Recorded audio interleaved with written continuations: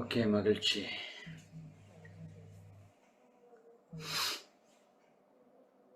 அதாவது ஒரு மனித வாழ்க்கை, அதுல ரொம்ப முக்கியமான பங்கு அப்படிங்கிறது நம்முடைய குடும்பம் இல்லையா? இந்த குடும்பம் இன்னைக்கு இருக்கிற குடும்பத்தோட நிலை அப்படின்னு யோசிச்சா கொஞ்சம் கவலைக்கிடமா தான் இருக்கு இல்லையா? ஏன் இன்னைக்கு இருக்கிற சூழல், நம்முடைய உடல் மனோநிலை, உறவுகளோட நிலையெல்லாம் ரொம்ப சிரமப்பட்டுட்டு இருக்கிறத நம்ம உலகத்துல பார்க்கிறோம்.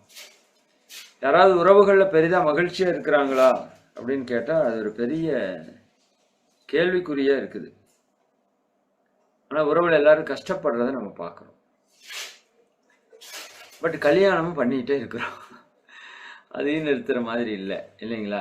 கம்பல்சரி கல்யாணம் பண்ணணுங்கிறோம். அப்படி பண்ற கல்யாணத்தை கஷ்டப்பட்டு பண்றோம் இல்லையா? அப்படி பண்ற கல்யாணத்துல வர்ற உறவுகளை நம்ம மதிச்சு சந்தோஷமா வாழ்றோமா அப்படின்னு கேட்டா அது இல்லை இல்லையா? இப்போ வாழ்க்கையை திரும்பி பார்த்தோம் அப்படின்னா நிறைய சண்டைகள், பிரச்சனைகள் அப்படியே போயிருக்கும். அப்ப அதுதான் நம்ம வாழ்க்கை திருப்தியா வாழ்ந்த ஒரு நிறைவு வர்றதில்லை. அப்போ இந்த குடும்பம் அப்படிங்கிற ஒரு விஷயத்த நிறைய ஞானிகள் முக்கியத்துவம் கொடுத்துருக்காங்க. துறவரத்துக்கே போனவங்களா இருந்தா கூட அந்த இல்லறத்துக்கான முக்கியத்துவத்தை நிறைய ஞானிகள் சொல்லியிருக்காங்க. இல்லறம் அல்லது நல்லறம் அன்று என்றே சொல்லியிருக்காங்க ஔவையார். இல்லறம் இல்லாட்டி நல்லறம் பண்ண முடியாது. இப்ப எல்லாருமே சன்னியாசியா போயிட்டா யார் விவசாயம் பண்றது, யார் சோறு போடுறது இல்லையா? அப்ப துறவரத்தில் இருப்பவர்கள் கூட இல்லறத்தில் இருப்பவர்களை நம்பி இருக்கிற அதுக்கான சூழல் தான் இங்க இயற்கையில் இருக்கு. இயற்கையே இல்லறத்தை சார்ந்ததா தான் இருக்கு. ஏன்னா இல்லறத்துலதான் அடுத்த உயிரை தலைக்கு வைப்பதற்கான சூழல் இருக்கு. அதனாலதான் இறைவன் ஆண் பெண் என்ற ஒரு 2 விஷயத்தை படைத்து இருக்கிறார், அல்லது இறைவனே தன்மாற்றம் அடைந்திருக்கிறார்னு வச்சுக்கோங்க. அப்ப திருமணம் என்பது இயற்கையினுடைய ஒரு நியதி. பல உயிர்கள் அப்படித்தான் இருக்கு. பல உயிர்கள் குடும்பமா வாழ்றதை நம்ம பார்க்கிறோம். ஆண் பெண் நட்போட ப்ராப்பரா வாழ்றதையும் நம்ம பார்க்கிறோம். அப்போ இதுல இருந்து நாம புரிந்து கொள்ள வேண்டியது, திருமணம் என்பது இயற்கையோட ஒரு நியதி. மனிதன் ஏதோ புதிதாக கற்பிக்கல, ஆனா அதற்குள்ள இருக்கிற விதிமுறைகளை நாம நிறைய கற்பிச்சுக்கிறோம். அதுதான் பிரச்சனைங்க. சரிங்களா? அப்போ இப்போ இங்க இவ்வளவு பேர் இருக்கிறோம். நமக்கு நாமே ஒரு கேள்வி கேட்டுக்குமே, நம்ம குடும்ப அமைதிக்கு எத்தனை மதிப்பெண் கொடுக்கலாம்? நீங்க எல்லாரும் வேணா ஒரு சேட் பண்ணுங்களேன். உங்களோட குடும்பத்தில் இருக்கிற அமைதி, மகிழ்ச்சி, ஆனந்தம், நிறைவு, சந்தோஷம், இதுக்கெல்லாம் நீங்க எத்தனை மதிப்பெண் கொடுப்பீங்க? அப்படின்னா புரியுதா உங்களுக்கு? என் குடும்பம் ஒரு 80% இருக்கு சார் அப்படின்னு சொல்லலாம், 100% இருக்குன்னு சொல்லலாம். இப்ப இருக்கிறத சொல்லுங்க. இனிமேல் இருக்க போறது 100. அது எப்பவுமே பாசிட்டிவா திங்க் பண்ணணும்னு சொல்றோம், அது வேற. சரிங்களா? அது ஓகே, அதுல மாற்று கருத்து இல்லை. பட் இப்ப இருக்கிறது எவ்வளவு இருக்கும்? சும்மா சேட் பண்ணுங்களேன் எல்லாரும். ஓகே, யூடியூப்ல இருக்கிறவங்களுமே போடலாம். ஓகே, பரவாயில்ல. ஒருத்தருமே போடலையா? என்னாச்சு? நான் என்ன சொல்றேன்னு புரியலையே உங்களுக்கு?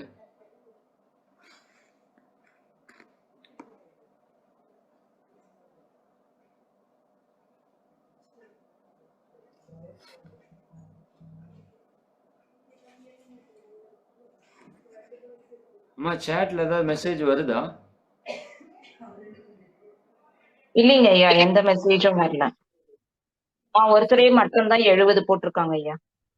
ஒருத்தங்க போட்டாங்களா? ஒருத்தர் போட்டிருக்காங்க.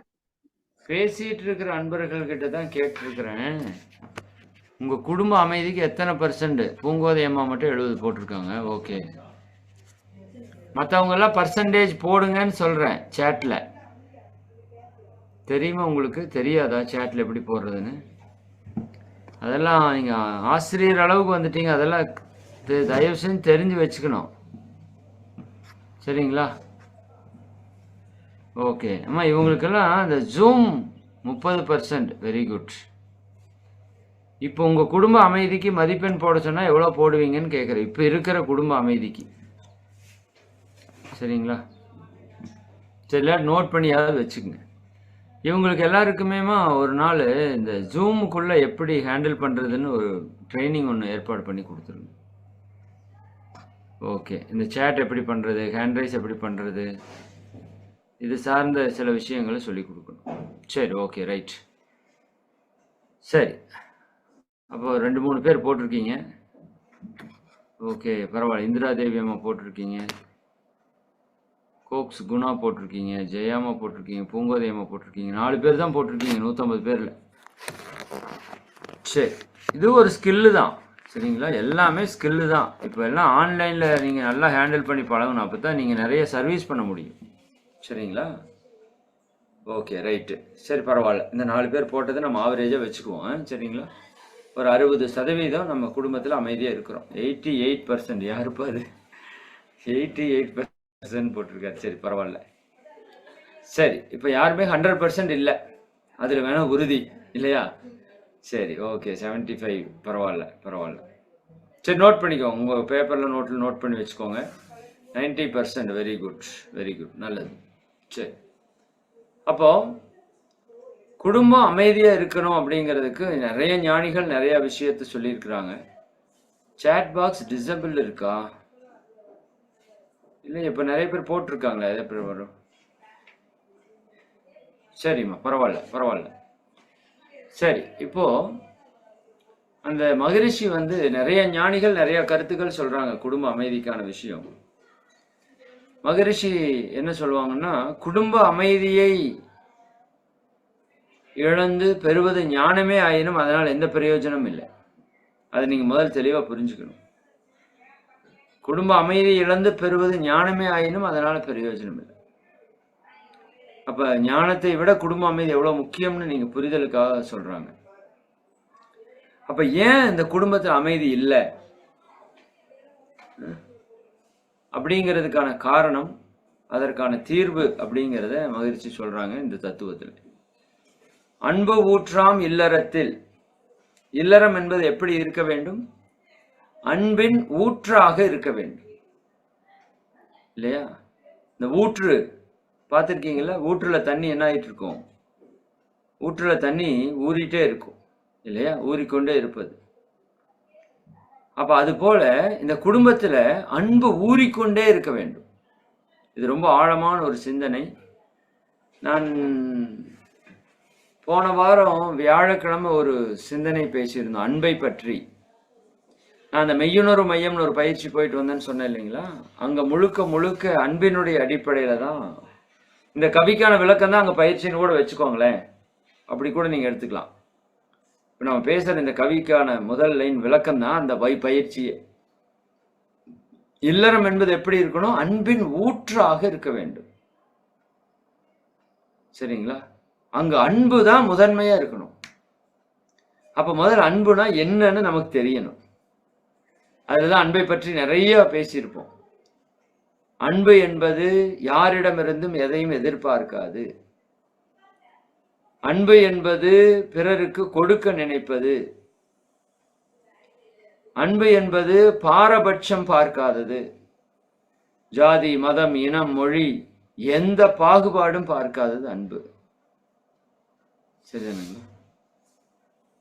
அப்ப அப்படி அன்பை பற்றி ஒரு பெரிய ஒரு 9 கோட்பாடுகள் அதை பற்றி பேசியிருப்போம். வாய்ப்பு இருந்தா நீங்க அதை கேளுங்க. யாரையும் எந்த தீர்மானத்துக்கும் வராது அன்பு. எல்லாரையும் உள்ளவர்களை உள்ளவாறு அப்படியே ஏற்றுக்கொள்வது அன்பு. பிறர் உணர்வுக்கு மதிப்பு கொடுப்பது அன்பு. இந்த ஒரு வார்த்தையை மட்டும் நீங்க ஆழமா பதிவு வச்சுக்கோங்க. அந்த மெய்யுணர்வு மையத்திலேயே நிறைய விஷயம் சொல்லி கொடுத்தாங்க 7 நாள் வகுப்புல. அதுல டாப் எனக்கு பிடிச்சது என்ன? ஒன்னே ஒண்ணு சொல்லுங்கன்னா, பிறருடைய உணர்வுக்கு மதிப்பு கொடுக்கணும் அப்படிங்கிறது தான். வேற ஒண்ணுமே இல்லை. அது பெரிய விஷயம், சாதாரண விஷயம் அல்ல. மற்றவர்களுடைய உணர்வுக்கு நம்ம என்ன பண்ணணும்? மதிப்பு கொடுக்கணும். இப்போ நம்மோட உணர்வுக்கு யாராவது மதிப்பு கொடுத்தா உங்களுக்கு எவ்வளோ சந்தோஷமா இருக்கும்? நீங்கள் ஒரு விஷயம் சொல்கிறீங்க, அது ஒருத்தங்க காது கொடுத்து கேட்டாவே உங்களுக்கு சந்தோஷமா இருக்கும் இல்லையா? நம்ம உணர்வை மதிக்கலைன்னா நமக்கு என்ன வந்துடுது? கோபம் வருது. அப்ப எங்கெல்லாம் அந்த உணர்வுக்கு மதிப்பு கொடுக்குறோமோ அங்க அன்பு பெருகிறதுக்கு ஆரம்பிக்கும். நாங்க உதாரணம் கூட ஒன்று சொன்னேன். நீங்க இப்போ ஏதோ உங்க வீட்டுக்கார்ட்ட போய் சொல்றீங்கன்னா உங்க உணர்வுக்கு மதிப்பு கொடுத்து அவர் பேசினாருன்னா அவர் மேல உங்களுக்கு அன்பு வரும். இப்ப நீங்க அவர் ஒன்று சொல்றாரு அப்படின்னா, அல்லது அவர் செய்ய விரும்புறாரு அப்படின்னா, அவர் உணர்வுக்கு ஒரு மதிப்பு கொடுத்தீங்கன்னா அங்க அன்பு வளரும். ஆனா நான் சொல்றதுதான் பெருசுன்னு அந்த ஈகோ இருக்குது பாருங்க, அதான் அன்பினுடைய எதிர்த்தன்மை. என்னன்னா ஈகோ, ஆணவம். அன்பு எல்லாவற்றையும் கொடுக்கும். சரிங்களா? அந்த பாடல் கூட சொல்லுவாங்கல்ல, அன்புடைமை. அதை நம்ம நல்லா படிச்சு சிந்திச்சு வாழ்க்கையில அந்த தெளிவுக்கு கொண்டு வரணும். அன்பிலார் எல்லாம் தமக்குரியர், அன்புடையார் என்பும் உரியர் பிறர்க்கு. அவனை எலும்புதான் கடைசியா மிச்சமாய் ரொம்ப காலத்துக்கு கிடக்கிறது மனித உடல்ல. அந்த எலும்பு கூட அவன் அடுத்தவங்களுக்கு கொடுத்துருவான். அவன் தான் அன்புடையவன். சரிங்களா? அப்ப அன்பு என்பது ஒரு மிகப்பெரிய டாபிக். அதை பத்தி பேசினா அது ஃபுல்லா போயிடும். இப்ப இன்னைக்கு இந்த சிந்தனை பார்க்கணும். அப்ப உங்க குடும்பம் என்பது, நம்ம குடும்பம் என்பது அந்த அன்பினுடைய அடிப்படையில் இருக்கா? எல்லாரையும் பாராட்டுகிறோமா? நம்ம அப்ரிஷியேட் பண்றோமா? பிறர் உணர்வுக்கு மதிப்பு கொடுக்கிறோமா? பிறர் வாழ்க்கை சுதந்திரத்தை அவங்க வாழ்றதுக்கு விடுறோமா?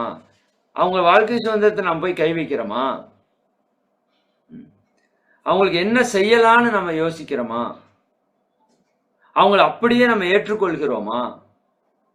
இதெல்லாம் தான் அன்பு. சரிங்களா? அன்பு என்பது கொடுப்பது, அன்பு என்பது வாங்குவது அல்ல. அப்போ அந்த அன்பு ஊற்றாக இருக்க வேண்டியது இல்லறம். அன்பு ஊற்றாம் இல்லறத்தில் ஆண் பெண் இருபேரும் அவரவர்கள் துணைவர்களை மனம் வருந்த செய்தால்.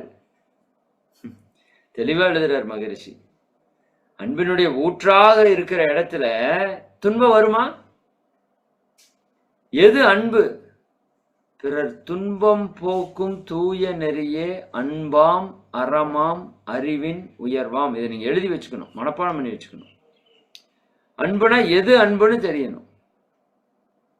பிறருடைய துன்பம் போக்கக்கூடிய தூய நெறியே அன்பாம் அறமாம் அறிவின் உயர்வாம். அதாங்க அன்பு. அறம் செய்ய விரும்பினா என்ன? சரி, பிறருடைய துன்பத்தை போக்குவதற்கான ஒரு தூய நெறி. அப்ப அது முதல்ல நம்ம குடும்பத்துல வரணும். விவேகானந்தர் சொல்ற மாதிரி, கண்ணுக்கு தெரியக்கூடிய கடவுளாகிய உன்னுடைய அன்னையோ தந்தையோ வாழ்க்கை துணையோ குழந்தைகளையோ உன்னுடைய உற்றார் உறவினர்களையோ நண்பர்களையோ உன் குடும்ப உறுப்பினர்களையோ நீ கடவுளா பார்க்க முடியலனா, கண்ணுக்கு தெரியாத கடவுளை பார்ப்பதற்கு உனக்கு வாய்ப்பே கிடையாது. அப்ப அப்படி இருக்கிற அந்த அன்பு ஊற்றா இருக்கிற இல்லறத்துல ஆண் பெண் இருபேரும் இப்ப என்ன பண்றோம்? அவரவர்கள் துணைவர்களை மனம் வருந்த செய்யறோம். செய்யறோமா இல்லையா? சரிங்களா? ஒருத்தரை ஒருத்தர் மன வருத்தப்படுத்தி கொள்கிறோம்.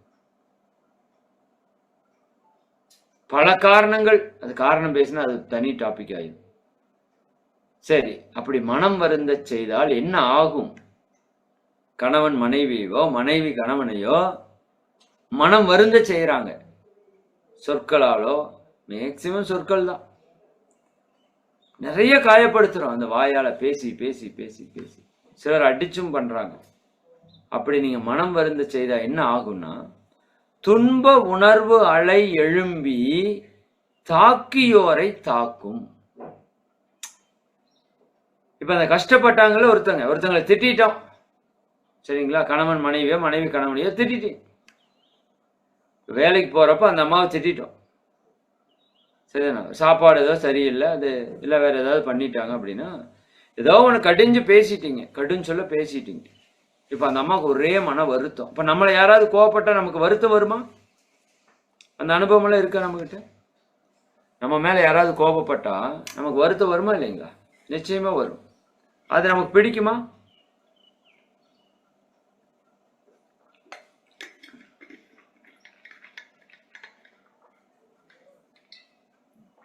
பிடிக்காதுல்ல? சரி, அதே மாதிரிதான் எல்லாருக்கும். அப்போ என்னோட மன வருத்தம் இருக்கு இல்லைங்களா, நான் வருந்துறேன் அல்லது என் மனைவி வருந்துறாங்க, உங்க வாழ்க்கை துணை வருந்துறாங்க அப்படின்னா, அந்த வருத்த அலை இருக்குல்ல, அவங்க வருந்துற அலை இருக்குல்ல, அந்த அலை என்னவனா சாபமாயிருங்கிறார் மகிழ்ச்சி. துன்ப உணர்வலை எழும்பி தாக்கியோரை தாக்கும். யார் அந்த துன்பத்தை கொடுத்தாங்களோ அந்த அம்மா பேசணும் வைக்கணும் அப்படியெல்லாம் ஒன்றும் பண்ண வேண்டிய அவசியம் இல்லை. இவங்க திட்டி அவங்க மன வருத்தப்பட்டுட்டாங்கல்ல, மனம்ங்கிறது அலைதானே, மனம்ங்கிற அலைதானே. அந்த அலையில இப்ப என்ன உணர்வு இருக்கு? துன்ப உணர்வு இருக்கு. துன்ப உணர்வலை எழும்பி தாக்கியோரை தாக்கும். யார் அந்த துன்பத்தை ஏற்படுத்தினாங்களோ அவங்கள போய் தாக்கும். மறுபடியும் சொல்றேன், அவங்க வாய் விட்டு சத்தம் போட வேண்டிய அவசியம் இல்லை, உங்களை திருப்பி கையால் அடிக்க வேண்டிய அவசியம் இல்லை. அவங்க மன உணர்வு இருக்குல்ல, துன்ப உணர்வு, அந்த துன்ப உணர்வு அலை, அது உணர்வு அலை, அது எழும்பி தாக்கியோரை போய் தாக்கணும். கவனமா இருக்கணும். பாவத்தை கழிக்க வந்து இருக்கிறோம், அதுல எப்பவுமே மறந்துடக்கூடாது, நினைப்பில் இருக்கணும். மகிழ்ச்சி ஒரு தடவை சொல்லுவாங்க, முள் எடுத்து ஒருவர் பிறர் மீது குத்த, முள் எடுத்து ஒருவர் பிறர் மீது குத்த முனிவரெனினும் துன்பம் நிச்சயமாம். எல்லாம் முற்றும் துறந்த ஞானி முனிவர். அப்படியே இருந்தாலும் முள்ள குத்துனா வலிக்குமா வலிக்காது? எல்லளவும் பிறர் தீங்க நினையா ஞானி. எள்ளு பார்த்திருக்கீங்களா? எள்ளு எல்லளவும் பிறருக்கு தீங்க நினையாத ஞானி எனினும் அவர் துன்ப அலை இருக்கு பாருங்க. இப்ப குத்துனவன் அவர் சபிக்கல, சபிக்கல, ஆனா அப்படியே ஒரு துன்ப அலை, ஒரு துன்பத்தை உணர்ந்தாருல்ல, அந்த துன்ப அலை எனினும் அவர் துன்ப அலை சாபமாகும். எல்லளவும் பிறர் தீங்க நினையா ஞானி எனினும் அவர் துன்ப அலை சாபமாகும். அப்படிப்பட்ட ஆளுக்கே உங்களுக்கு சாபம் ஆகும்னா இப்ப வீட்டுல யோசிச்சு பாருங்க. அப்போ துன்ப உணர்வலை எழும்பி தாக்கியோரை தாக்கும். தொல்லை தரும் சாபமாம் நோய்கள் வரும் தேர்வீர் சொல்றார் மகரிஷி.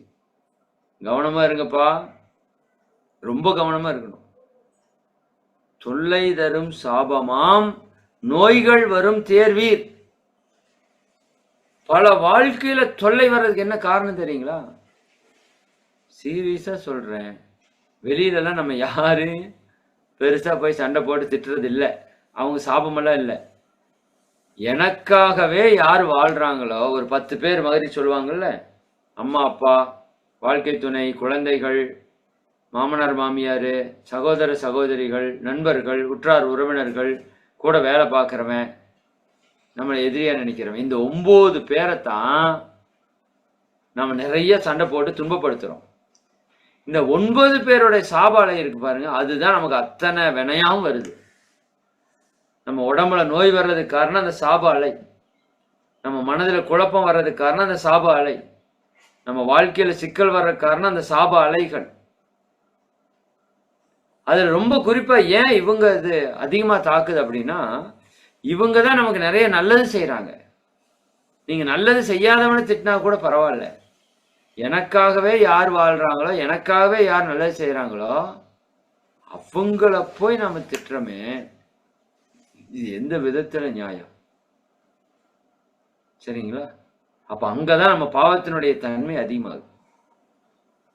தொல்லை தரும் சாபமாம் நோய்கள் வரும் தேர்வீர். பல நோய்கள் வருது. அமெரிக்காவில் ஒரு ரிசர்ச் பண்ணியிருக்காங்க. என்ன ரிசர்ச்னா,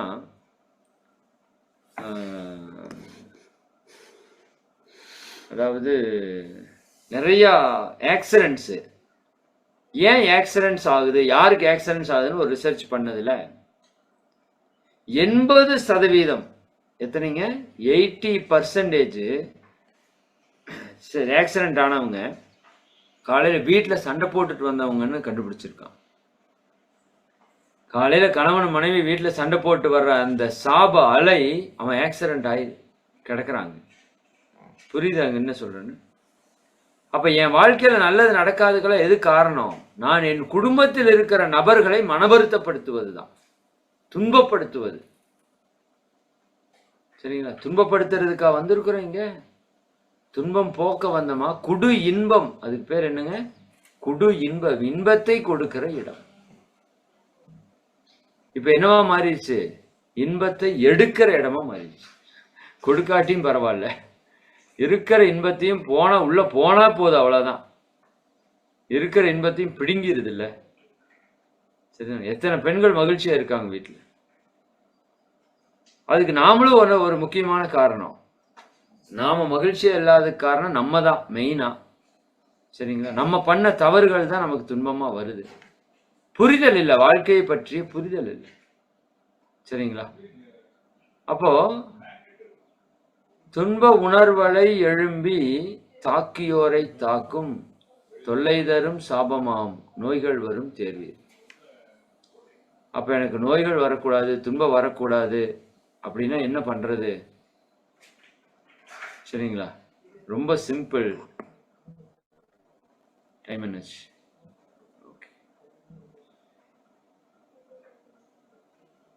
அப்ப என்ன பண்ணணும்?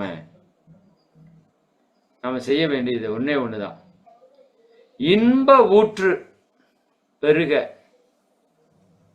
சரிங்களா? இன்ப ஊற்று பெருக என்ன பண்ணணும்? இன்ப ஊற்று இருவரிடை பெருக வாழ்த்து. ஒருத்தரை ஒருத்தர் மனதார வாழ்த்தி கொண்டே இருக்கணும். இதுதான் மகிழ்ச்சி சொல்ற மிகப்பெரிய தாரக மந்திரம். இன்ப ஊற்று இருவரிடை பெருக வாழ்த்தலோடு. இப்போ ஒருவரை ஒருவர் வாழ்த்தணும். எவ்வளவு பேரு நீங்க இதுக்கு ஹேண்ட் ரைஸ் பண்ணுங்க. காலையில் எந்திரிச்சனையும் உங்க கணவரையோ உங்க மனைவியோ முகத்தோட முகம் பார்த்து, கண்ணோட கண் பார்த்து வாழ்க வளமுடன் சொல்றவங்க எவ்வளவு பேர்? காலையில் எந்திரிச்சோன்னே நீங்களே சொல்லுங்க.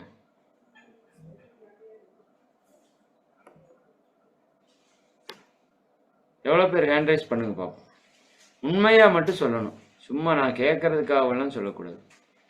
கண்ணோட கண் பார்த்து, முகம் பார்த்து, எந்திரிச்ச உடனேயும் அவர் பார்த்து, வீட்டுக்காரமா பார்த்து வாழ்க வளமுடன் சொல்லுங்க. ரோட்ல போறவங்க வர்றவங்களுக்கெல்லாம் வாழ்க வளமுடன் சொல்றீங்க. மன்றத்துல போனா யார் வந்தாலும் சொல்றீங்க. ஒரு பிச்சைக்காரன் வந்தா கூட வாழ்க வளமுடன் சொல்லுவோம் இல்லையா? யார் யாருக்கோ வாழ்க வளமுடன் வாழ்க வளமுடன் சொல்றோமே, நம்ம வாழ்க்கைக்கான துணையே அவரு தான், அந்த அம்மா தான். அந்த அம்மாவை பார்த்து சொல்லலைன்னா இது என்ன சொல்லி என்ன பிரயோஜனம்? நீங்க மற்றவங்க அத்தனை பேரும் மாறலைனாலும் உங்களுக்கு பிரச்சனை இல்லை. இவங்க மாறலைன்னா பிரச்சனை. மாறல மீன்ஸ் இவங்க சரியா இல்லைன்னா உங்களுக்கு பிரச்சனை. சரிங்களா? சரியா இல்லைன்னா உடனே அவங்க தப்பா இருக்காங்கன்னு எடுத்துக்க கூடாது. ரெண்டு பேரும் ஒரு ஃப்ரீக்வன்சியில வரணும். இப்போ அவங்க ஃப்ரீக்வன்சி வேறையா இருக்கு, நம்ம ஃப்ரீக்வன்சி வேறையா இருக்கு. இதுதான் பிரச்சனை. ஏன்னா அவங்களுக்கான 16 காரணம் வேற, நம்ம வாழ்க்கைக்கான 16 காரணம் வேற. மனிதர்கள் வேறுபாடு ஏன், அதை நீங்க அடிக்கடி பார்க்கணும். அப்ப ஒரு பெண் இப்படித்தான் இருப்பாங்க, ஆண் இப்படித்தான் இருப்பாங்க. அவங்க பிறப்பு, அவங்களோட கருவமைப்பு, அவங்களோட பெற்றோர், அவங்களுடைய வளர்ப்பு, ஒழுக்கம், பழக்கம், கல்வி, அவங்க வாழ்ந்த சூழல், அவங்களுடைய நட்பு, அவங்களுடைய சந்தர்ப்பம், அவங்களுடைய ஆராய்ச்சி, பழக்க வழக்கம் எல்லாம் வெவ்வேறு. இப்ப ரெண்டு பேரும் டோட்டல் வேற மாதிரி தான் இருப்பாங்க. சரிங்க? அப்ப என்ன பண்ணணும்? இந்த வாழ்த்தி வாழ்த்தி வாழ்த்தி வாழ்த்தி இரண்டையும் ஒன்றாக்கணும். அதனால இனிமேல் நாமெல்லாம் இப்ப ஆசிரியருங்கிற அளவுக்கு வந்துட்டோம். 15 பேர் பண்ணிட்டு இருக்கீங்க. ரொம்ப நீங்க தான் உண்மையாலுமே மனவளக்கலை அன்பர்கள். சரி, எது மனவளக்கலை அப்படின்னா இந்த பயிற்சியை எடுத்துக்கிறது மட்டுமே, இது அப்ளை பண்ணணும்ல. மகிழ்ச்சி என்ன சொல்றாங்க? தனிமனித அமைதி, குடும்ப அமைதி, ஊர் அமைதி, உலக அமைதி. நான் முதல்ல அமைதியா இருக்கணும், ரெண்டாவது என் குடும்பத்தை அமைதிப்படுத்தணும். எவ்வளவு பேர் நம்ம குடும்பத்தை அமைதியா வச்சிருக்கிறோம்? நல்லா புரிஞ்சுக்கோங்க. குடும்பம் அமைதியா இருக்கிறதுக்கு 2 பேரும் சரியா இருக்கணும்னு அவசியம் இல்லை. 2 பேரும் சரியா இருந்தா ரொம்ப சிறப்பு. மகரிஷி சொல்லுவாங்க, 2 கொக்கி இப்படி இருக்கு, மாட்டிட்டே இருக்கு, சரிங்களா? ஒரு கொக்கியை நேர் பண்ணிக்கோங்க. ஒரு கொக்கியை மட்டும் நேர் பண்ணிக்கோங்க. இந்த கொக்கி என்ன பாடுபட்டாலும் அங்க மாட்டாது, சரிங்களா? அப்ப யார் அன்பானவர்களோ அவங்க விட்டு கொடுப்பாங்க. யார் அறிவானவர்களோ அவங்க விட்டு கொடுப்பாங்க. நல்லா புரிஞ்சுக்கோங்க. இங்க தோக்கிறது தான் வெற்றின்னு புரிஞ்சிருச்சுன்னா வாழ்க்கை வெற்றி, அவ்வளவுதான். கணவருக்கு செஸ் நல்லா விளையாட தெரியும், மனைவிக்கு செஸ் ஓரளவுக்கு தான் தெரியும். உட்காந்து 2 பேர் விளையாடுறாங்க. எப்பவுமே கணவர் தான் ஜெயிச்சுட்டே இருக்காரு. அந்த அம்மாவுக்கு மன வருத்தம், நான் ஜெயிக்க முடியலையேன்னு. ஒரு நாள் கணவர் இதை புரிஞ்சுக்கிறாரு. அவர் மெதுவா விளையாடுறாரு. விளையாடுறப்ப விட்டு கொடுக்கிறாரு. ஆனா வெளியே காட்டல. அந்த அம்மா ஜெயிச்சுட்டாங்க. இப்ப எவ்வளவு சந்தோஷம் இருக்கும், அளப்பரிய சந்தோஷம் இருக்கும். அந்த அம்மாவுக்கு ஒரே குஷி. 10 வருஷமா உங்களை ஜெயிச்சுட்டாரு, அவ்வளோ அப்படி ஒரு குஷி, சந்தோஷம். இவருக்கு எப்படி இருக்குன்னு தெரியுமா? அதை விட சந்தோஷமா இருக்கும். ஏன்னா இவர் விட்டு கொடுத்ததால் அந்த மகிழ்ச்சி. பாருங்க, 2 பேருக்கு சந்தோஷம். எதனால? விட்டு கொடுத்ததால. சரிங்களா? அப்போ இதுதான் வெற்றி. நீங்க எங்க தோக்குறீங்களோ அங்க குடும்பம் ஜெயிச்சிடும். அதான் முக்கியம் நமக்கு. அங்க உறவு ஜெயிக்கணும், சரிங்களா? இப்ப பணம் ஜெயிக்குது, உறவு தோக்குது. அதான் இங்க பிரச்சனை. பணத்தை பெரிய விஷயமா நினைச்சு குணத்தில் மனிதர்கள் குன்றியவர் ஆகிறார் மகிழ்ச்சி சொல்லுவாங்க. பணத்தை நோக்கிய மனிதன் பாடுபடுவதால் குணத்திலே மனிதர்கள் குறைந்தோர் ஆகிறார்கள். இப்போ குடும்பம் முழுக்க பிரச்சனைக்கு ஒரே காரணம் என்ன தெரியுங்களா? மேக்சிமம் காரணம் வந்து பணம் தான். 2வது ஈகோ, நான், அகங்காரம். சரிதானுங்களா? அன்பே இல்லை. அதான் உண்மையா சொல்லணும். நாம காட்டுறதுக்கு பேரெல்லாம் அன்பே கிடையாது. அது பாசம், எதிர்பார்ப்பு, சுயநலம். நீங்க சிந்திச்சு பாருங்க. அன்பினோட நெறி வரையறை இருக்குல்ல, அதுல உண்மையாலுமே நம்ம காட்டுறது அன்பான்னு பாரு. அன்பு எதிர்பார்க்காது யாருக்கிட்டையும். எல்லாருக்கும் என்ன செய்யலான்னு நினைக்கும் அன்பு. சரிதானுங்களா? உன்னை யார் வெறுத்தாலும் சரி, நீ எல்லோருக்கும் அன்பு காட்டுங்கிறது தான் மனிதனுடைய தர்மம். அன்பாக இருப்பது என்பது மனிதனுடைய தர்மம். நான் அடிக்கடி சொல்லுவேன், தாகம் தீர்ப்பது தண்ணியோட தர்மம், நேரத்தை காட்டுவது வாட்சோட தர்மம், நான் பேசுவதை சொல்வது உங்களுக்கு கேட்க வைப்பது செல்போனோட தர்மம். அன்பாக இருப்பது என்னுடைய தர்மம், மனிதனுடைய தர்மம். பிறர் துன்பம் போக்குவது என்னுடைய தர்மம். என் கூட இருக்கிற 4 பேரையும் என்னால் நல்லா வச்சுக்க முடியல. நான் எங்க போய் உலகத்தை நல்லா வச்சு ஊரை நல்லா வைக்கிறது? வாய்ப்பில்லை. அப்ப என்ன பண்ணணும்? ஒருத்தரை ஒருத்தர் வாழ்த்தணும். இன்றிலிருந்து எல்லா ஆசிரியர்களுக்கும் ரெக்வெஸ்ட் சொல்றேன். இன்றிலிருந்து காலையில் எந்திரிச்சோன்னையும் கொஞ்சம் கஷ்டமா தான் இருக்கும். சரிதானுங்களா? இந்த மனைவி நல வேட்பு நாள் விழாவில் உட்கார வச்சு கண்ணை பார்க்க சொன்னா சரிதானே? சிலர் பார்க்கவே முடியாது. ஏன்னா அந்த கண்ணை பார்க்குற பழக்கமே இல்லை. கண்ணை மட்டும் நல்லா ஒருத்தர் கண்ணை பார்த்தாலே நம்ம ஆற்றல் அவங்களுக்குள்ள போயிடும், அவங்க ஆற்றல் நம்மளுக்குள்ள வந்துடும். அப்புறம் நீ பேச நினைப்பதெல்லாம் நான் பேச வேண்டும், அதுதான். இல்லாட்டி நான் பேச நினைப்பதெல்லாம் நீ பேச வேண்டும், அதுதான். அது வருமானா வரும், சத்தியமா வரும். எப்போ வரும்? இது நடக்கணும். அப்போ ஒருத்தரை ஒருத்தர், நான் இப்ப சொல்றதை எழுதி வச்சுக்கோங்க, இது ரொம்ப முக்கியம். மகரிஷி சொல்லுவாங்க, சினம் யார் மேல வரும்? கணவனுக்கு மனைவி மேல, மனைவி கணவன் மேல. அப்ப மனைவி என்ன பண்ணணும்? கணவன் இருக்கிற நல்ல குணத்தை எல்லாம் சிந்திச்சு பார்த்து அவங்கள வாழ்த்தணும்னு சொல்லுவாங்க. வாழ்த்துறப்ப சும்மா வாழ்த்தக்கூடாது, நல்ல குணத்தை எல்லாம் சிந்திச்சு. இதே தான் மெய்யுணர்வு மையத்துல ஒரு பயிற்சி. சேம் இதே பிராக்டிஸ் அங்க இருக்கு.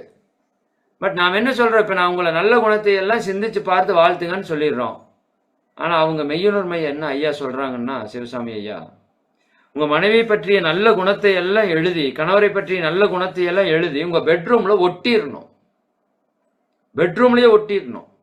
ஒட்டிட்டு டெய்லி அதை போய் பார்த்து படிக்கணும். படிச்சு அவங்கள பாராட்டணும், நன்றி சொல்லணும், வாழ்த்தணும், பண்ணி பார்க்கணும். அதுதான் ரொம்ப இம்பார்ட்டன்ட். அந்த குடும்பம் மட்டும் நல்லா இருந்துச்சுன்னா பாருங்க, குடும்பம் மட்டும் ஒரு நிறைவா, அமைதியா, சந்தோஷமா மாறிடுச்சுன்னா அதுக்கு மேல என்னங்க இருக்குது? ஒண்ணுமே இல்லைங்க லைஃப்ல.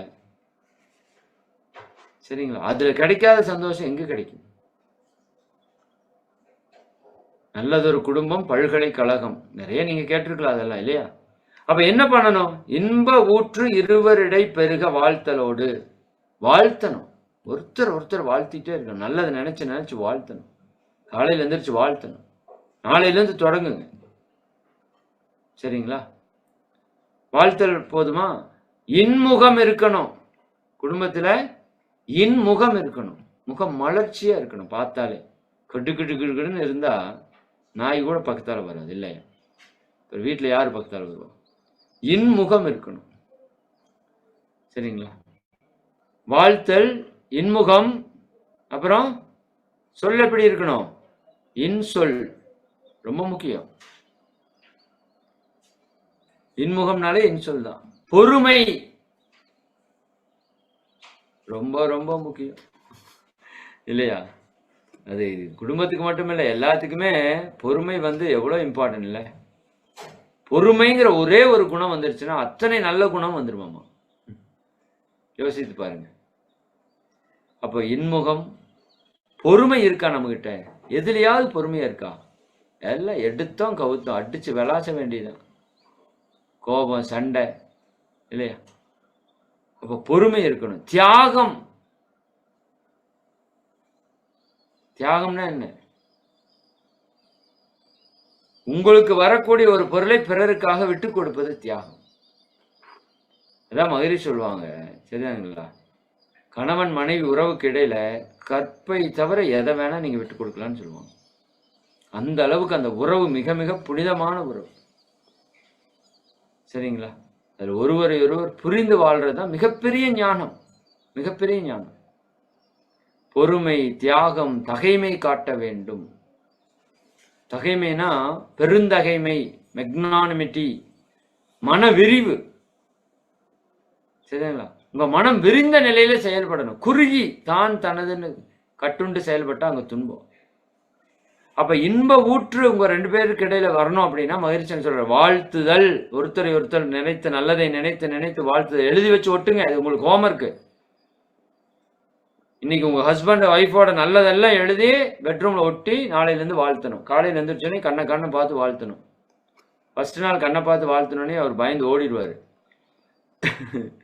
இல்லாட்டி அந்த அம்மா ஒரு மாதிரி வெக்கப்படுவாங்க. பரவாயில்ல, சரிதானுங்களா? முடிஞ்சா ஐ லவ் யூ கூட சொல்லலாம். சரிங்களா? பெண்கள் சொல்லிடுவாங்க. ஆண்கள் ஆனால் ரொம்ப கஷ்டம். ஐயோ, அந்த ஒரு அது என்னன்னா வெக்கம். ஆண்களுக்கு என்னன்னா சொல்லக்கூடாதுன்னு இல்லை, சொல்றது ஒரு வெக்கம். பெண்களுக்கு அது கொஞ்சம் கம்மி, இந்த அன்பை காட்டுறதுல. சரிங்களா? அப்போ அதெல்லாம் உடையணும். கணவன் மனைவிக்குள்ள என்னங்க வெக்கம்?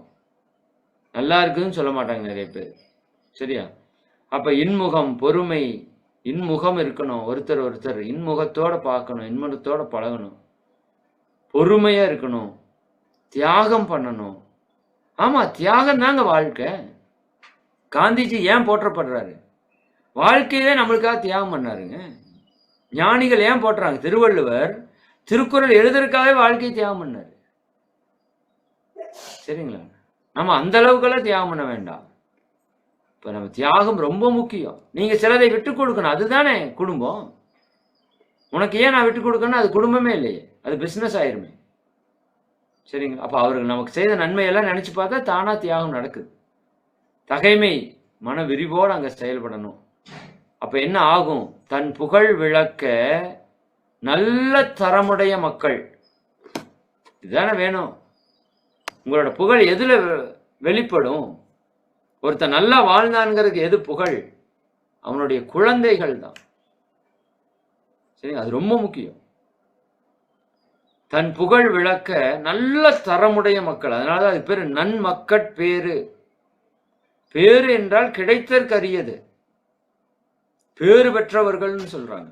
குணநல பேரு, முழுமை பேரு, ஆளுமை பேரு. சாதாரண விஷயம் அல்ல. அப்போ நன்மக்கட் பேரு, நன்மக்களை பெறுவது கிடைத்தற்கரிய பேரு. அது சாதாரண விஷயம் அல்ல. அப்போ தன் புகழ் விளக்க இப்படி நம்ம இருந்தோம் அப்படின்னா, அந்த முதல் 4 வரியில எப்படி இருக்கிறோம், என்ன பிரச்சனை வரும்னு சொல்லிட்டு 2 வரியில எப்படி இருக்கணும்னு சொல்லிட்டாரு. இப்படி இருந்தா என்ன நடக்கும்? தன் புகழ் விளக்க நல்ல தரமுடைய மக்கள் தழைப்பார்கள், வருவாங்க. அவன் உங்களோட எதை சொல்றது, உங்க வாழ்க்கையை அவன் தூக்கி பிடிப்பான் இல்லையா, உலகத்துக்கு காட்டுவான் பெற்றோர் எப்படின்னு. மகரிஷி எப்படி உருகி அழுகிறார் பார்த்தீங்களா அவங்க பெற்றோரை நினைச்சு. அவங்க எழுதுபடி கூட தெரியாது. அவங்க யார் பெருமை சேர்த்தா? மகரிஷி சேர்த்தார் பெருமை இல்லையா. இன்னைக்கும் வரதப்பன் ஐயாவையும் சின்னம்மாள் அம்மாவையும் நம்ம நினைக்கிறோம் அப்படின்னா யாரு காரணம்? மகரிஷி. சரிங்களா? அப்ப அந்த குழந்தையோட தன்மை தான் அந்த பெற்றோருடைய உயர்வை காட்டுது. ஒருத்தன் கெட்டவன்னு சொன்னா யாரு சொல்றாங்க? பெற்றது வளர்த்தது சொல்றமா இல்லையா? அப்போ என்னோட உண்மையாலுமே இந்த உலகத்துக்கு செய்யற மிகப்பெரிய கொடை என்ன? நீங்க உங்க வாழ்க்கையில என்ன வேலை செய்யலாம், அதுக்கப்புறம் இன்னொரு உயிர் மூலமா நீங்க செய்யக்கூடிய சேவை வந்து குழந்தை பேர் பெரிய விஷயம், நன்மக்கள் பேர் அது இருக்கணும். அப்ப தன் புகழ் விளக்க நல்ல தரமுடைய மக்கள் தழைப்பார்கள். இப்படி இருக்கிற குடும்பத்துல தான் அப்படி ஒரு குழந்தை உருவாகும். கருவில் திருவுடைய தெய்வீக குழந்தைகள் உருவாகி இந்த சமுதாயத்துக்காகும். இது இல்வாழ்வை ஆழ்ந்து ஆய்ந்து கண்ட உண்மை. ஏதோ சும்மா நான் மகரிஷி சொல்றாரு நான் பேசுறேன் பாருங்க, அப்படி பேசல அவரு. இது இல்வாழ்வை ஆய்ந்து கண்ட உண்மை, சத்தியம், மெய். அவர் இல்வாழ்க்கையை ஆராய்ச்சி பண்ணி நான் சொல்றேன்ப்பா. சரியா? 1க்கு 2 பொண்டாட்டி சொன்னா கரெக்டா தான் இருக்கும். இதை ஃபாலோ பண்ணி தான் ஆகணும். இதை செஞ்சு பாருங்க. நீங்க வேற ஒன்றும் பண்ண வேண்டாங்க. காலையில் எந்திரிச்சோன்னே உங்க ஹஸ்பண்ட் ஒய்ஃபோட நல்ல கேரக்டர், நல்ல குணங்கள், அவங்ககிட்ட இப்ப என்ன நல்லது இருக்குதோ அதை எழுதிக்கிங்க. அத்தனை எழுதி ஒட்டி காலையில் எந்திரிச்சுட்டு அவங்கள பார்த்து ஒரு வாழ்க வளமுடன் சொல்லுங்க. சரிங்களா? இன்னும் நீங்க ஃப்ரீ மைண்டட் ஈகோ இல்லாம இருக்கிறோம்னா நம்ம ஐ லவ் யூ சொல்லலாம், தாராளமா சொல்லலாம். இதுல என்ன இருக்குது? அன்பு செலுத்துறது தானே. ஐ லவ் யூனாவே இன்னும் நம்மளால வேற மாதிரி யோசிக்கிறான். சரிங்களா? அன்பு குழந்தைகிட்ட சொல்லணும், நான் உண்மையா அன்பா இருக்கிறேன்னு சொல்லணும், அன்பா பேசணும் இல்லையா? அதெல்லாமே இப்போ ரொம்ப குறையுது. அப்ப அவங்கள வாழ்த்தி கொண்டு இன்முகத்தோடு பொறுமை தியாகம் தகமையோடு இருக்கிறப்ப தான் இந்த விஷயம் நடக்கும். இது கிடைத்திருக்கிற வாய்ப்பு, அதை நம்ம பயன்படுத்தணும். ஒன்றை சொல்லி நிறைவு செய்யறேங்க. எத்தனை பேருக்கு குடும்பம் இல்லாம இருக்காங்க தெரியுமா? அதெல்லாம் நமக்கு இப்ப தெரியுது. எத்தனை பேர் கல்யாணம் பண்ண முடியாம இருக்காங்க, எத்தனை பேர் குழந்தை இல்லாம இருக்காங்க, எத்தனை பேர் பெற்றோர் இல்லாம இருக்காங்க, எத்தனை பேர் கூட பிறந்தவங்க இல்லாம கஷ்டப்படுறாங்க. சொல்லுங்க. சரியா? அப்ப இத்தனை உறவை இறைவன் நமக்கு கொடுத்திருக்கிறான். இறைவன் கொடுத்த வரம் உறவுகள். மனிதன் கண்டுபிடிச்சது பணம். மனிதன் கண்டுபிடிச்ச ஒன்றுக்காக இறைவன் கொடுத்த வரத்தை வீணடிக்கிறோமே, இதுதான் இருக்கிற பிரச்சனை. நம்ம புரிந்து கொள்ள வேண்டியது, இறைவன் கொடுத்த வரத்தை எப்படியாவது பிடிச்சு காப்பாற்றுங்க. பணம் முக்கியம் அல்ல, ஈகோ தன்முனைப்பு ஆணவம் முக்கியம் அல்ல. நீங்க எங்க ஆணவத்தை விடுறீங்களோ அங்க நீங்க கடவுளாக மாறி விடுவீர்கள், தெய்வமா மாறிடுவீங்க. அன்பு என்பது தெய்வத்தினுடைய தன்மை. அதே போல நாளைக்கு நாம இருப்போமான்னு தெரியாது. இதை எழுதி வச்சுக்கோங்க. நான் அந்த வகுப்புல கூட சொன்னேன், இந்த பதிவு அப்படியே சொன்னேன். கணவன் மனைவி 2 பேர் சண்டை போடுறாங்க. அந்த மனைவி ரூமுக்குள்ள போய் படுத்துட்டாங்க. சண்டை போட்டு அந்த அம்மா உள்ள போய் படுத்துட்டாங்க. கணவர் அந்த ரூமுக்குள்ள வர்றாரு. 2 பேரும் ஒட்டுக்காதான் படுத்து தூங்குறது பழக்கம்.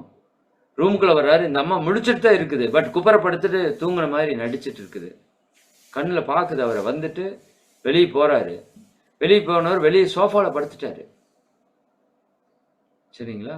உள்ள வரல. இந்த அம்மா அப்படியே கொஞ்ச நேரத்துல தூங்கிட்டாங்க. காலையில எந்திரிச்சு போய் பாக்குறாங்க. எப்பவுமே 6 மணிக்கு எந்திரிக்கிறவரு 7 மணி ஆகி எந்திரிக்கல. போய் பக்கத்தால போய் பாக்குறாங்க, கூப்பிடுறாங்க, கேட்கல. சரிங்களா? கை வச்சு பாக்குறாங்க, போயிடுச்சு. போயிடுச்சு. இது நடந்த உண்மைங்க. அந்த மெய்யுணர் மையத்தில் ஐயா சொன்ன விஷயத்தை நான் ஷேர் பண்றேன். போயிடுச்சு. அந்த அம்மா வந்து கதறி கதறி அழுகிறாங்கம்மா. என்ன பண்ணுவீங்க? ஒரே ஒரு செகண்ட் நைட் அவர் கதவு திறந்து உள்ள வந்தாருல்ல, இந்த அம்மா முடிச்சுட்டு தானே இருந்தது. என்னங்கன்னு கேட்டிருந்தா வேலை முடிஞ்சு, அவ்வளவுதான். போச்சே, வாழ்க்கையே போச்சே. வாழ்க்கை துணை திரும்ப வருவாங்களா? உயிர் போனா வருமா? ஒரே ஒரு செகண்ட் அந்த ஈகோ உடைச்சு மன்னிச்சிருங்க. ஏதோ ஒண்ணு. என்னப்ப என்னத்தை கட்டி தலையில எடுத்துட்டு போப்போம்? செத்ததுக்கு அப்புறம் நெஞ்சா அடிச்சுட்டு அழுது யாரு பாப்பா? இருக்கிறப்ப ஒருத்தரும் கவனிக்கிறது இல்லைங்க. அம்மா அப்பா இருக்கிறப்ப கவனிக்கிறது இல்லை. செத்ததுக்கு அப்புறம் படையல் போடுறான், திதி கொடுக்குறான். அறிவு கட்ட ஒரு சமுதாயம்.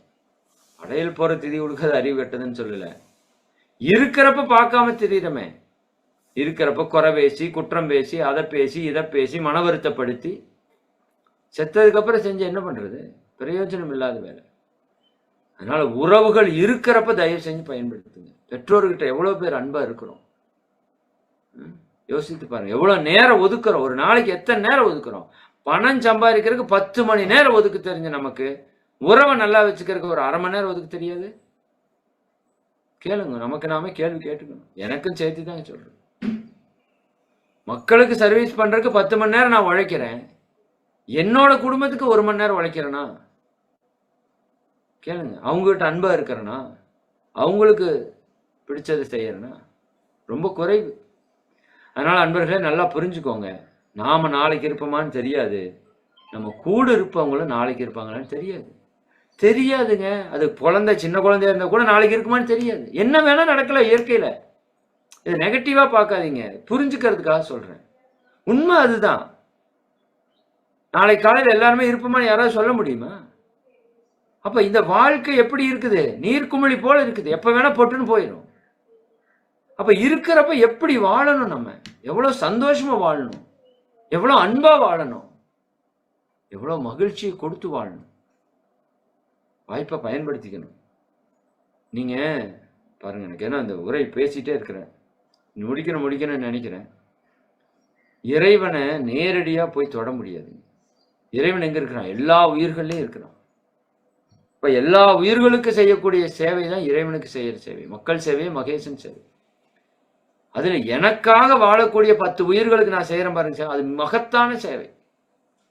பெற்றோரை நல்லா வச்சுக்கோங்க, கணவன் மனைவியை நல்லா வச்சுக்கோங்க, அவங்க உணர்வுக்கு மதிப்பு கொடுங்க. வேற ஒண்ணும் வேணாம். இந்த ஒரே விஷயம். நீங்க ஒரு விஷயத்தை போய் சொல்றீங்க, உங்க உணர்வுக்கு மதிப்பு கொடுத்தா உங்களுக்கு சந்தோஷம், அங்க உறவு பலப்படும், அன்பு பெருகும். நீங்க ஒரு விஷயத்தை சொல்றது உங்க வாழ்க்கை துணை மறுத்தா உங்களுக்கு கோபம் வரும், உறவுகள் பலவீனமாகும், அன்பு அற்றுப்போகும். அப்ப எப்படி குடும்பம் வளரும்? எப்படி மகிழ்ச்சி வரும்? பிறருடைய உணர்வு, அவங்க நல்லதோ கெட்டதோ, அவங்க உணர்வுக்கு மதிப்பு கொடுங்க. அவங்க சொல்றாங்களா, காது கொடுத்து கேளுங்க. சரி, இதை பத்தி நிறைய பேசுவோம். அதனால இது ரொம்ப அற்புதமான ஒரு கவி. இதை நல்லா மனப்பாடம் பண்ணி டெய்லியுமே சொல்லணும் நம்ம. அப்பதான் நமக்கு புத்தி வரும். இல்லாட்டி சண்டை போட்டு துன்பத்தை ஏற்படுத்தி நமக்கு சாபமா வந்து நமக்கு நோயா வந்து அதான் நடக்குது. சரி, அந்த விதத்துல மிக மகிழ்ச்சி. அனைவருக்கும் நன்றி. உங்களை வாழ்த்து நிறைவு செய்யறோம். அருட்பேராற்றல் கருணையினால் உடல் நலம், நீலாயுள், நிறை செல்வம், உயர்ப்புகழ், மெய்ஞானம் ஓங்கி இறை உணர்வு, அறநெறி, கல்வி, தனம், தானியம், இளமை, வலிவு, துணிவு, நன்மக்கட்பேர், அறிவில் உயர்ந்தோர் நட்பு, அன்புடைமை, அகத்தவம், அழகு, புகழ், மனித மதிப்புணர்ந்து ஒழுகும் பண்பு, பொறுமை எனும் பேறு 16 பெற்று பெருவாழ்வு வாழ்க. வாழ்க வளம், வாழ்க வளம். மிக்க மகிழ்ச்சி. அனைவருக்கும் நன்றி.